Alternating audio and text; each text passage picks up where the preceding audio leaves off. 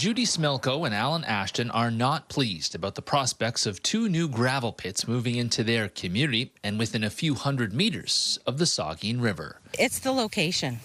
It's in a horrible location. It's surrounded on three sides by the Saugeen River and directly impacts the floodplain. Two new gravel pit applications and the proposed expansion of another, all within a kilometre of the Saugeen River, has raised the ire of those living near the proposed developments in between Durham and Hanover. Ashton says residents are not only worried about the impacts on the local environment, they're worried about the impacts on them. Published studies already show that if you're within a half a kilometre of a gravel pit, you're devalued by 25% or more. Ashton and Smelko, who are members of the Saugeen Preservation Society, aren't alone. An Ontario Land Tribunal hearing started today regarding a proposed gravel pit in Huron County. The proposed pit would harvest gravel from within a few hundred meters of the Maitland River near the iconic Balls Bridge and surrounding wetlands.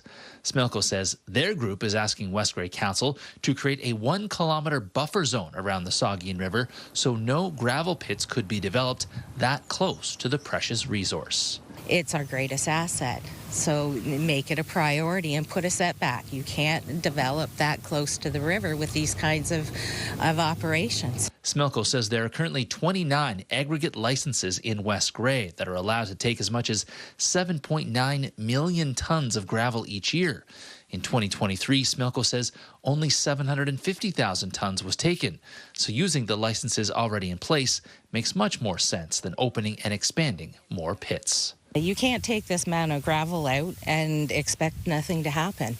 You take off the topsoil and you have a direct line into the groundwater. Gravel pit proponents say that Ontario simply needs more gravel to make the roads and buildings that our economy is counting on for growth. They say there are stringent protections in place to ensure pits aren't placed where they shouldn't be, and rules about rehabilitating old sites.